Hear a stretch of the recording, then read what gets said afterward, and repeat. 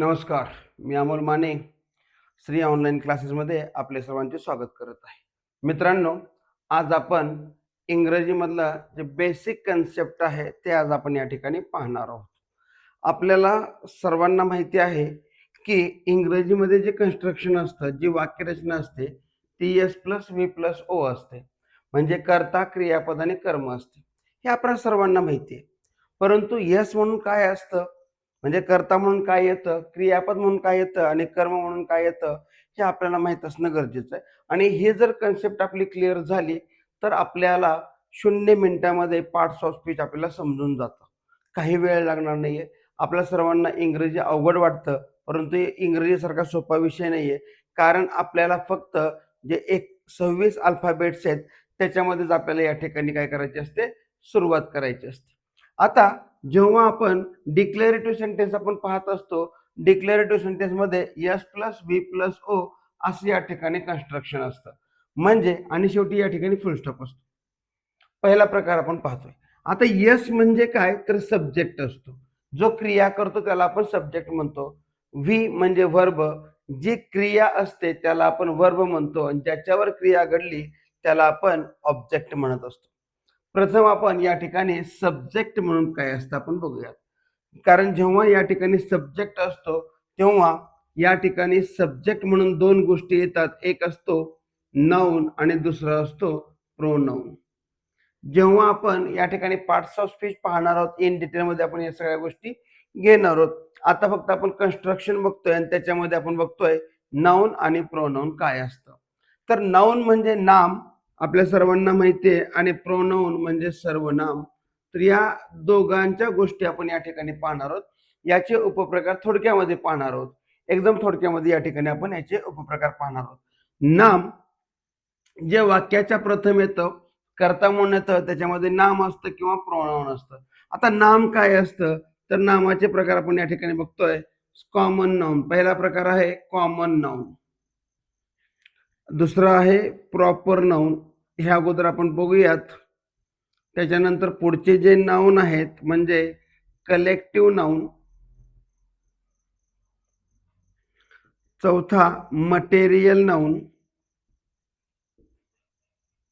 आणि शेवटचा पाचवा ॲब्स्ट्रॅक्ट नाउन. हे आपण या ठिकाणी पाहणार आहोत. आता कॉमन नाउन म्हणजे काय, लक्षात घ्या. कुठल्याही वस्तूला, पदार्थाला जे नाव दिलेलं असतं त्याला आपण कॉमन नाउन म्हणतो. म्हणजे वस्तू असतील, पदार्थ असेल, प्राण्यांचा गट असेल, समूह असेल, या सर्वांना आपण कॉमन नाउन म्हणतो. उदाहरणार्थ जर मी म्हटलं मुलगा, कॉमन नाउन. मुलगी कॉमन नाउन. गाव कॉमन नाउन. नदी कॉमन नाउन. देश कॉमन नाउन. शाळा कॉमन नाउन. लक्षात ठेवायचं, जेव्हा आपण कॉमन नाउन सांगत असतो आपल्या मनामध्ये जेव्हा एक छोटासा प्रश्न तयार भरतो, कोणता किंवा काय किंवा कोण, तेव्हा म्हणायचं कॉमन नाउन. उदाहरणार्थ आय मेट माय फ्रेंड, मी माझ्या मित्राला भेटलो. आता मी माझ्या मित्राला भेटलो, तुमच्या मनामध्ये शंका येणार आहे, कोणत्या मित्राला भेटला, बरोबर आहे. आय वेंट टू विलेज, मी गावाला गेलो, कोणत्या गावाला गेला. My father was admitted in the hospital, माझे वडील हॉस्पिटलमध्ये ॲडमिट होते, कोणत्या हॉस्पिटलमध्ये. I am teaching English in a school, मी शाळेमध्ये इंग्लिश शिकवत आहे, कोणत्या शाळेमध्ये. आपल्या मनामध्ये एक छोटासा प्रश्न तयार झाला, कोणता, काय किंवा कोण, तेव्हा त्याला म्हणायचं कॉमन नाउन. किंवा I have a pet animal, माझ्याकडे पाळीव प्राणी आहे, कोणता पाळीव प्राणी, बरोबर आहे. जेव्हा आपल्या मनामध्ये असा प्रश्न तयार होतो तेव्हा तो असतो कॉमन नाउन. आता कॉमन नाउनचे वैशिष्ट्य काय असतात, आणखीन एक आपल्याला ओळखण्याची खूण म्हणजे काय, जे कॉमन नाउन आहे त्याचं प्लुरल होत असतं, प्लुरल फॉर्म होतो. प्लुरल फॉर्म म्हणजे काय, अनेक वचन. या कॉमन नाउनचे अनेक वचन होत असतं, समजलं. फॉर एक्झाम्पल या ठिकाणी आपण जर पाहिलं बॉय तर boys, city cities, man main, school schools. जेव्हा एखाद्या नामाचं अनेक वचन होत असतं तेव्हा त्याला आपण म्हणतो कॉमन नाउन. कॉमन नाउनचं फक्त वाक्याच्या प्रथम आलं तरच पहिलं अक्षर कॅपिटल असतं, अन्यथा कॅपिटल नसतं. ठीक आहे, दोन गोष्टी आल्या. जेव्हा आपण एखाद्या नामाचं काय करत असतो, नामाचं नाव घेतल्यानंतर किंवा नाम घेतल्यानंतर आपल्या मनामध्ये काहीतरी शंका राहते, त्याला आपण म्हणतो proper noun. Common noun. Common नाउनचं होत असतं सिंग्युलर आणि प्लुरल, बरोबर. आणि याचं जे नाम आहे कॉमन नाउन, त्याचं अनेकवचन होतं आणि ते वाक्यामध्ये कधीही कॅपिटल येत नाही. वाक्याच्या प्रथम आलं तरच ते कॅपिटल येतं. या दोन गोष्टी लक्षात ठेवायच्या. त्याच्यानंतर दुसरं आहे प्रॉपर नाउन. प्रॉपर नाउन म्हणजे जे नाम आपल्याला ठेवलं जातं, ज्याच्या नामावरून आपल्या मनामध्ये कोणतीही शंका उत्पन्न होत नाही किंवा त्याचा जो पिक्चर आहे, चित्र आहे, ते आपल्या डोक्यामध्ये स्पष्ट होतं, त्याला म्हणायचं प्रॉपर नाउन. फॉर एक्झाम्पल वैराग. वैराग म्हटलं की तुमच्या डोळ्यासमोर एखादा काय झालं, या ठिकाणी स्ट्रक्चर उभं राहिलं.